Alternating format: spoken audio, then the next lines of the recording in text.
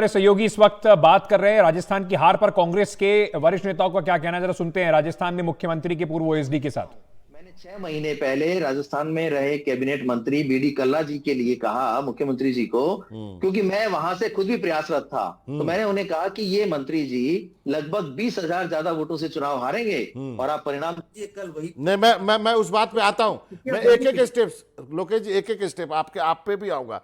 तो सुनील कोनोगोलू जी की रिपोर्ट में भी ये था, आप लोग जो रिपोर्ट तैयार की थी उसमें भी कांग्रेस की हालत खराब थी।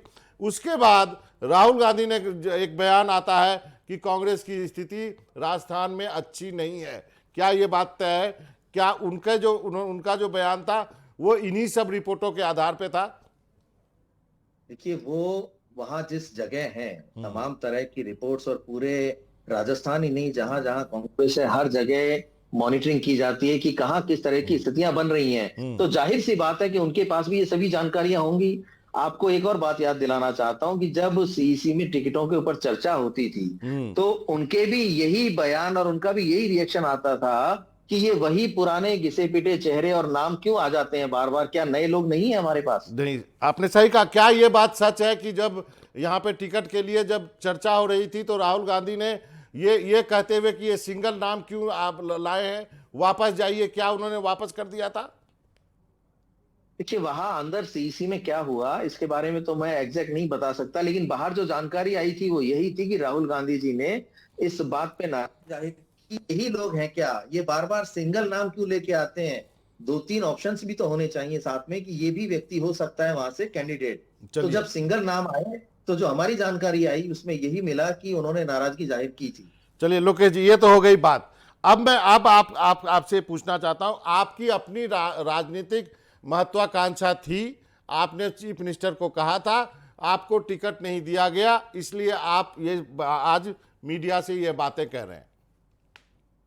देखिए, इसे तो सीधे तौर पर मैं खारिज करना चाहता हूं कि टिकट नहीं दिया गया इसलिए ऐसी बात मीडिया से कह रहा हूं।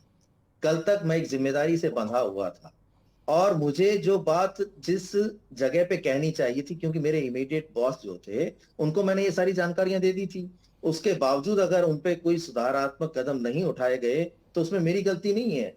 कल के बाद चूंकि ये हर कार्यकर्ता महसूस करता है कि राजस्थान में सरकार की वापसी हो सकती थी, ये हमारी पीड़ा है, इसीलिए मैंने लिखा कि मैं आहत हूं, अचंभित नहीं हूं। ये नतीजे तो मेरे पास पहले से थे, जो चलिए, रिपोर्ट्स हमने तैयार की, ग्राउंड पे गए, तो उसके हिसाब से नतीजे यही आने थे अगर परिवर्तन नहीं किया जाना था तो। नहीं लोकेश जी, ये बात आपकी बात सही है, लेकिन ये बात भी सच है कि आपके खिलाफ फोन टैपिंग के केस में मामले में केस चल रहा है। अब तक जब तक साथ थे तब तक आप कोई कार्रवाई नहीं हो पाती, परिणाम आते ही आप बदल गए, क्या कोई डर है? नहीं, मुझे किसी बात का डर नहीं है और मैं कहीं बदला नहीं हूं। मैंने जो हकीकत थी उसे जाहिर किया है, अपनी भावना को शब्दों के माध्यम से मैंने बताया है ताकि ये संदेश सब लोगों तक पहुंचे कि क्या घटनाक्रम हुआ, क्या परिस्थितियां बनी, और उन परिस्थितियों में सही तरीके के कदम नहीं उठाने से आज ये परिणाम हमें देखने पड़ रहे हैं, क्योंकि आगे हमें बड़ी चुनौतियों का सामना करना है। नहीं, ये बात भी अभी तो है हमें ना सर चुनाव लोकेश जी, करना आप है। ये बात भी है ना, आप पे भी केस मुकदमा तो है ना? हाँ, मेरे ऊपर केस है, बिल्कुल है। दिल्ली में मुझे मर्जी आए जब क्राइम ब्रांच बुला लेती है कि आइए आपसे पूछताछ करनी है, और उस पूछताछ के नाम पे मुझे कभी 8 घंटे कभी 6 घंटे वहां उनके साथ उनकी पूछताछ में शामिल होना पड़ता है। तो तो केस अब मेरे ऊपर है, जी, लेकिन इस केस को लेकर मैंने न्यायालय में अपनी एक रिट दायर की जी, हुई है, न्यायालय में ये विचाराधीन है और जो भी फैसला होगा उस न्यायालय को करना है। इसलिए मुझे किसी चीज का डर नहीं है। मैंने जो मेरी उस वक्त की जिम्मेदारी थी उसका निर्वहन किया था बहुत ईमानदारी से। अब आप बात करते हैं, जरा खुल के बात कर लेते हैं। अब जो कहा जा रहा है कि ये हार हुई है वो दो बड़े नेताओं के बीच जो सामंजस्य नहीं बना उसके वजह से हुई है। आप क्या मानते हैं, क्यों नहीं बन पाया ये सामंजस्य?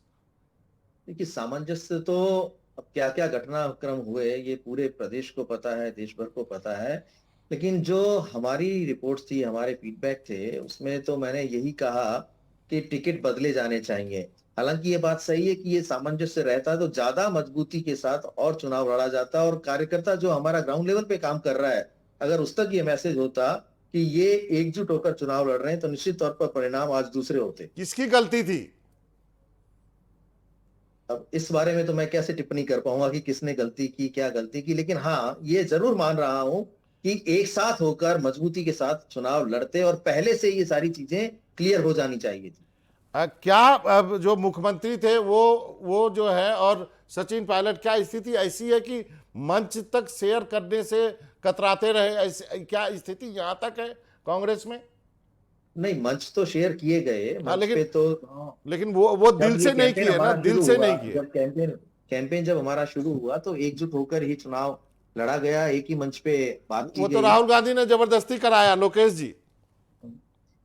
ये केंद्रीय नेतृत्व और आलाकमान का अपना एक सारा सिस्टम है, वो जिस रूप में जिस चीज को जिस भूमिका में लाना चाहते हैं उसी भूमिका के अनुसार पूरी पार्टी और तमाम नेता काम करते हैं। तो अब क्या लगता है, अब वहां पे अब तो हार हो गई है, अब चाहे आप जिसको भी दोष दे दें, अब कांग्रेस में क्या लगता है, अब आप किस हैसियत से कांग्रेस में किसको क्या एडवाइस करना चाहेंगे?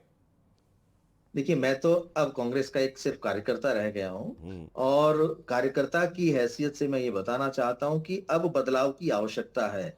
ये जो ढर्रा इतने लंबे टाइम से चल रहा था, अगर यही चलता रहा तो आने वाली लोकसभा चुनाव की चुनौती को हम बहुत अच्छे से नहीं निभा पाएंगे। इसलिए आने वाले समय में नौजवानों को इस प्रदेश में मौका दिया जाना बहुत जरूरी है, ताकि जो चुनौती हमारे सामने है उसका डटकर मुकाबला कर सकें और लोकसभा चुनावों की तैयारियां मजबूत होकर हम कर सकें। सीधे सीधे उस नौजवान का नाम ही ले लीजिए ना।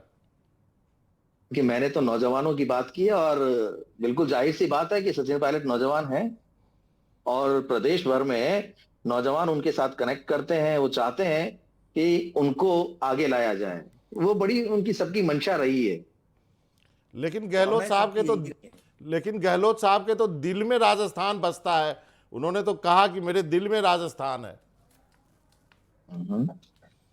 देखिए, दिल में तो राजस्थान, जो भी हर राजस्थानी है सभी के में बसता है, सभी चाहते हैं कि राजस्थान के लिए कुछ करें और राजस्थान को वो दे पाए जो देने की क्षमता उनमें है। तो दिल तो राजस्थानी, मुझे लगता है मेरा भी दिल राजस्थानी है, जो राजस्थान में रहता है उस हर व्यक्ति का दिल राजस्थानी है। चलिए, अब आगे की रणनीति भी आपने साफ कर दी है, तो आप कांग्रेस में रहेंगे, क्या उम्मीद करें कि आपका एक जुड़ाव होगा सचिन के साथ भी?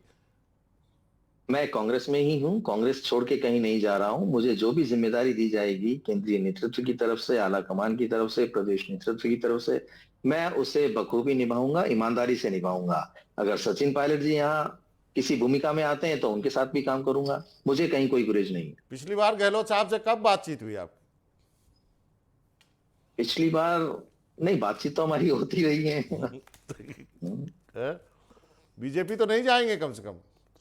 नहीं, मैं कहीं नहीं जा रहा हूं, मैं पार्टी में ही हूं। चलिए लोकेश जी, बहुत ईमानदारी से आपने बातचीत की और जुड़े हमारे साथ, बहुत हिम्मत की बात है। और मैं ऐसा ही इंटरव्यू चाहता था, मैं कोई सेंसेशनल सनसनीखेज नहीं बनाना चाहता था, क्योंकि मैं भी थोड़ा बहुत कांग्रेस को कवर किया, इसलिए मैं जानता हूं। लोकेश जी, आपका बहुत बहुत शुक्रिया। मेरा